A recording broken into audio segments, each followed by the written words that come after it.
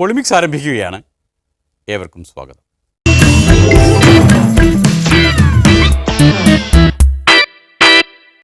കാര്യപരിപാടികളിൽ ആദ്യ ഇനം സുനിൽകുമാറിൻ്റെ കൊയ്ത്താണ്. കൊയ്ത്തുകാലമല്ലേ, കൃഷിമന്ത്രിയല്ലേ, കൊയ്യാതിരിക്കാനാവില്ലല്ലോ.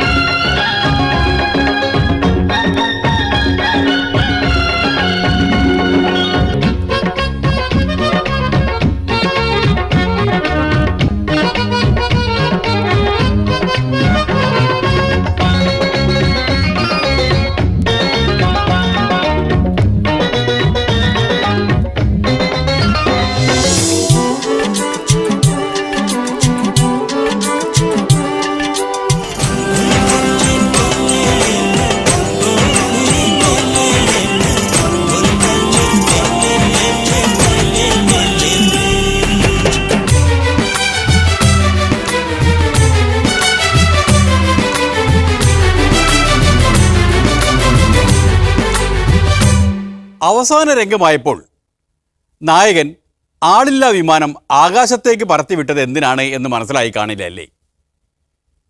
അതിനു പിന്നിലൊരു കഥയുണ്ട്. നമ്മുടെ VS സുനിൽകുമാറിൻ്റെ കൃഷിക്കെതിരെ പലരും ഒളിഞ്ഞും തെളിഞ്ഞും പ്രവർത്തിക്കുന്നുണ്ട്, പ്രത്യേകിച്ചും മെത്രാൻ കായലിലെ കൃഷിക്കെതിരെ. ഇപ്പോ അവിടെ കൃഷി ചെയ്ത് മനോഹരമായി നിലം ഒരുക്കി അവിടെ വിളഞ്ഞു നിൽക്കുകയാണ്. ഇതിനേക്കാൾ നല്ല നെല്ലാണ് അവിടെ ഉണ്ടായിരിക്കുന്നത്. ആ നെല്ല് കൊയ്തെടുക്കേണ്ട സമയമായപ്പോൾ കഴിഞ്ഞ കുറച്ച് ദിവസം മുമ്പ് ഇതുപോലെ തന്നെ അവിടെ ബണ്ട് കമ്പിപ്പാര കൊണ്ട് കുത്തിപ്പൊട്ടിച്ച് വെള്ളമൊഴിക്കുക നശിപ്പിക്കാനൊരു ശ്രമം അവിടെ നടത്തി. അതും പോലീസിന് ഇടപെട്ടുകൊണ്ട് തടഞ്ഞു. ഇപ്പം ഞാൻ മനസ്സിലാക്കുന്നത് വിളഞ്ഞു വരുന്നതോടുകൂടി അത് കത്തിച്ചു കളയാനുള്ള ശ്രമവും ഗൂഢാലോചന നടക്കുന്നതായി ഗവൺമെന്റിന്റെ ശ്രദ്ധയിൽപ്പെട്ടിട്ടുണ്ട്. എന്ത് ശ്രമം നടത്തിയാലും ശരി, നിലയ്ക്ക് നിർത്തേണ്ടവരെ നിലയ്ക്ക് നിർത്തി ആ വിള സംരക്ഷിക്കും. അവിടെ കൃഷി വീണ്ടും ആരംഭിക്കും. അവിടെ വ്യാജമായി ഭൂമി കൈവശം വെച്ചിട്ടുണ്ടെങ്കിൽ ആ ഭൂമി പിടിച്ചെടുക്കും. അത് പിടിച്ചെടുത്ത് അത് മിച്ച ഭൂമിയായി പ്രഖ്യാപിച്ച് ഭൂമിയില്ലാത്തതിന് കൊടുക്കും. യുദ്ധമാണിത്, യുദ്ധം. അതിൽ ആളില്ലാ വിമാനം മാത്രമല്ല, മുങ്ങിക്കപ്പൽ വരെ ഉപയോഗിച്ചാലും അത്ഭുതമില്ല. ഇന്നലെ ആറന്മുള കായലിൽ ഞങ്ങൾ പുഞ്ചയിൽ കൊയ്ത്ത് നടത്തി. അത് ഒരു ചരിത്ര സംഭവമാണ്. ഇന്നിവിടെ റാണിക്കായൽ നടക്കുമ്പോഴും അതിന് വലിയ സന്തോഷം നമുക്കുണ്ട്. ഇനി വരുന്ന മാർച്ച് മാസത്തിൽ ഞങ്ങൾ കൊയ്യാൻ പോകുന്നത് മെത്രാൻ കായലിലാണ്. മെത്രാൻ കായലിലാണെങ്കിൽ വളരെ വ്യത്യസ്തമാണ് സ്ഥിതി. അവിടെ 27 ഹെക്ടർ സ്ഥലം മാത്രമേ യഥാർത്ഥ ഉടമസ്ഥന്മാർ കൃഷി ചെയ്യുന്നുള്ളൂ. ബാക്കി എല്ലാ സ്ഥലവും കർഷക തൊഴിലാളികളും കിസാൻ സഭയും കർഷക സംഘവും AIVF-ഉം DYFI-യും BJP-യും യുവമോർച്ചയൊക്കെയാണ് അവിടെ കൃഷി ഏറ്റെടുത്തിരിക്കുന്നത്. പറഞ്ഞു വരുമ്പോൾ CPM-കാരുടെ ആരോപണത്തിന് അടിസ്ഥാനമില്ല എന്ന് പറയാനാവില്ല. യുവമോർച്ചക്കാരുമായും മന്ത്രിക്ക് കൂട്ടുകൃഷിയുണ്ട്. ഏതായാലും തൽക്കാലം കൃഷി നടക്കട്ടെ. ഇപ്പൊ ജനങ്ങളാണ് അവിടെ കൃഷി ഏറ്റെടുത്തിരിക്കുന്നത്. ഞങ്ങൾ ആരുടെയും ഭൂമി അനധികൃതമായോ നിയമവിരുദ്ധമായോ പിടിച്ചെടുക്കാൻ ഗവൺമെന്റ് ആഗ്രഹിക്കുന്നില്ല. ഒറ്റ കാര്യം മാത്രമേ ഉള്ളൂ. പണ്ട് നമ്മുടെ മുദ്രാവാക്യം കൃഷിഭൂമി കൃഷിക്കാരൻ എന്നുള്ളതായിരുന്നു. കൃഷിഭൂമി കർഷകൻ എന്ന മുദ്രാവാക്യം ഉയർത്തിയവരാണ് ഇപ്പൊ ഭരിക്കുന്ന ഗവൺമെന്റിന്റെ രാഷ്ട്രീയ നേതൃത്വം. ഇന്ന് ഞങ്ങൾ പറയുന്ന മുദ്രാവാക്യം കൃഷിഭൂമി കൃഷിക്കാരനാണ് എന്ന് മാത്രമല്ല, കൃഷിഭൂമി കൃഷിക്ക് മാത്രമായിരിക്കും. അവിടെ വേറെ പരിപാടിക്ക് വേണ്ടി കൊടുക്കാൻ കഴിയില്ല. വേറെ പരിപാടി എന്ന് കേട്ടിട്ടാരും തെറ്റിദ്ധരിക്കേണ്ട. വിമാനത്താവളമാണ് മന്ത്രി ഉദ്ദേശിച്ചത്. വിമാനത്താവളം. നിയമസഭയിൽ ഞങ്ങളെ കളിയാക്കിക്കൊണ്ട് പറഞ്ഞു, ഇവിടുത്തെ മന്ത്രിമാർക്ക് വിമാനത്താവളം കണ്ടാൽ അവിടെ വിത്തെറിയുന്ന മാനസിക രോഗമാണ്. ഞങ്ങൾക്ക് മാനസിക രോഗമല്ല, ഇതൊരു മാനസിക രോഗമല്ല. വാസ്തവത്തിൽ വിമാനത്താവളം വേണ്ട എന്നൊന്നും ഇടതുപക്ഷ ഗവൺമെന്റ് തീരുമാനിച്ചിട്ടില്ല. ഞങ്ങളാരും വിമാനത്തിൽ പോകാത്തവരുമല്ല. വിമാനത്തിൽ പോകേണ്ട സമയത്ത് വിമാനത്തിൽ പോവുകയും ചെയ്യും.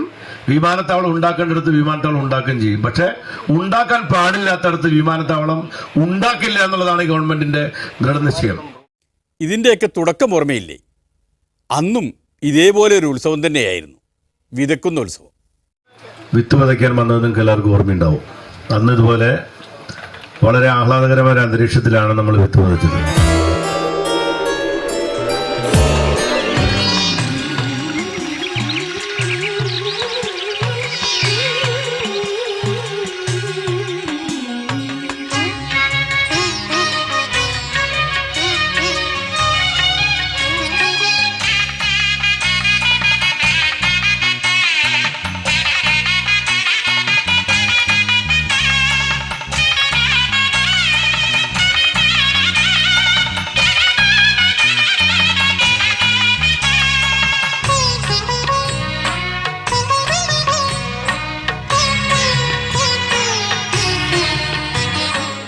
നമ്മുടെ സമുദ്രനിരപ്പിൽ നിന്ന് താഴെ കിടക്കുന്ന ഈ പ്രദേശത്ത് വെള്ളം വറ്റിച്ച് കൃഷി ഇറക്കുക എന്ന് പറയുന്നത് വളരെ അസാധ്യമായ ഒരു കാര്യമാണ് എന്ന് തോന്നുമെങ്കിലും അസാധ്യമായി ഒന്നുമില്ല, അധ്വാനത്തിന്റെ മുമ്പിൽ തോൽക്കാത്തതൊന്നുമില്ല എന്ന് തെളിയിച്ചതാണ് കുട്ടനാട്ടിലെ കർഷകരുടെ കൃഷി എന്ന സാഹസിക പ്രവർത്തനം.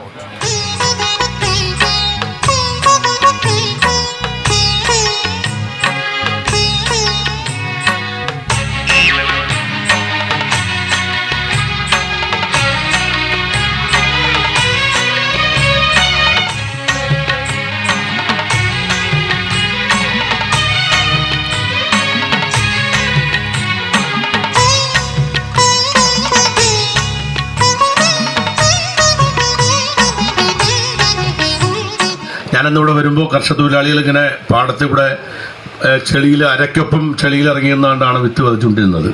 അതെല്ലാം ഓർക്കുകയാണ്. അവരെ എല്ലാം പ്രത്യേകമായി അഭിനന്ദിച്ചുകൊണ്ട് നല്ല വിളവ് ലഭിച്ചതിലുള്ള സന്തോഷം രേഖപ്പെടുത്തിക്കൊണ്ട് ഈ പരിപാടിയുടെ ഔപചാരികമായ ഉദ്ഘാടന കർമ്മം നിർവഹിച്ചത് അറിയിക്കുന്നു. കൃഷിമന്ത്രിയെയും കൃഷിക്കാരെയും അഭിവാദ്യം ചെയ്തുകൊണ്ട് പൊളിമിക്സ് ഒരു ഇടവേളയിലേക്ക് കടക്കുകയാണ്. അതുകഴിഞ്ഞ് തിരിച്ചു വന്നാൽ വേറൊരു ഉത്സവമുണ്ട്.